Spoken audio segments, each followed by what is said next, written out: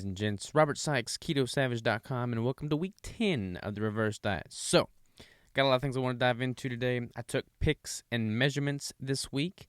So, I was 177.4 pounds upon waking on the day I took pictures and measurements. That's the heaviest I've been this entire reverse diet thus far. Although, to be fair, that is kind of a skewed number because I went out to eat with Crystal the night before. And my weight, that was the highest it's been. It's since come down a little bit since then. I'm averaging about 175, 176. So that's a little higher than normal.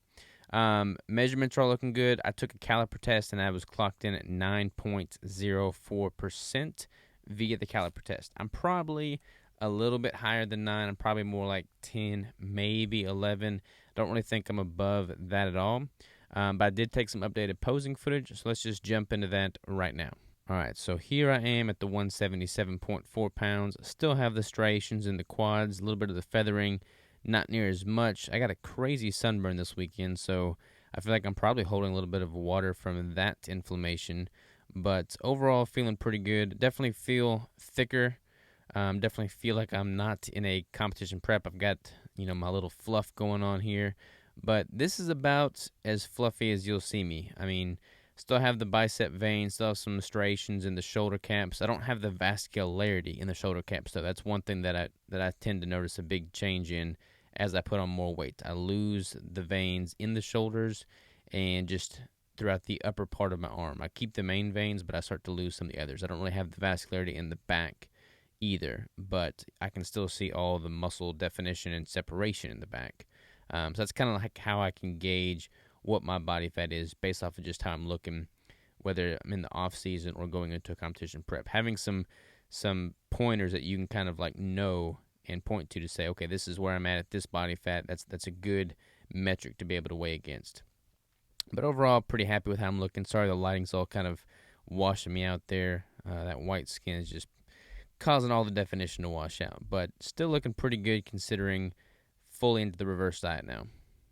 All right, so that's kind of how I'm looking, and I just wanted to re-emphasize the fact that these past, like this week, week 10, and then week 11 and week 12 is basically going to be figuring out what my baseline is without the refeeds. There may be a couple days throughout the week where I'm having a little bit higher average intake or higher intake than on a normal day, but it's not like a planned refeed per se. It's all averaging out over the course of the week.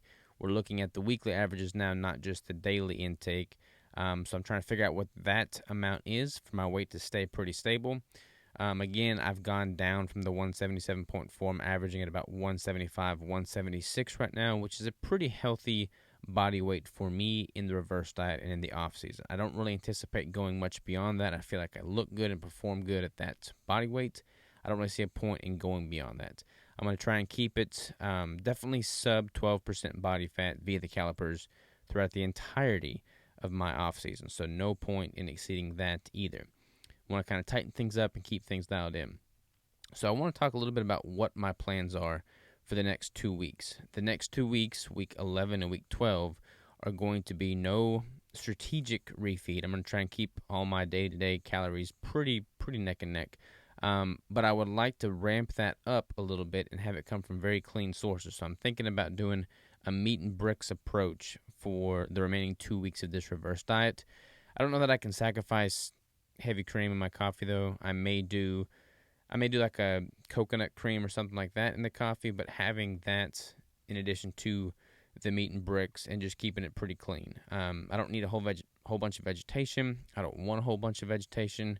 I want to just figure out from very clean sources what my upper threshold is from a caloric standpoint and from a protein and fat ratio standpoint. I've been averaging about 77 to 78% of my calories coming from fats, and now that I'm in a caloric maintenance or surplus, I feel like that is a pretty healthy average for me. I feel better mentally when I'm north of 75% of my calories coming from fat, so I'm probably going to keep it north of that throughout the entirety of the off season, unless I'm doing some kind of experiment with high protein, which I probably will do because I'm all about experimentation.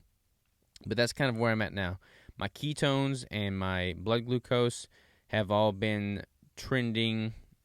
My blood glucose has been typically around the 90s, 95, so my ketones are typically around 0.5, 0.8 upon waking first thing in the morning. sometimes even less than that, depending on when I ate the meal prior to going to sleep the night before. But seeing those lower numbers or lower ketones, higher glucose is a pretty good sign to me that I'm definitely no longer in a caloric deficit. When you have much of a deficit, typically speaking, your ketones are higher, your blood glucose is a little bit lower. I'm not seeing that anymore, so I feel confident in saying that I'm no longer in a very steep deficit, or any deficit for that matter. So I know I'm getting pretty close to my maintenance, but I started this prep at about 3,500 calories. I'm coming in at about 3,500 now. I'm going to try and tease that up a little bit these next 2 weeks from like a meat and brick standpoint to see what that upper threshold is.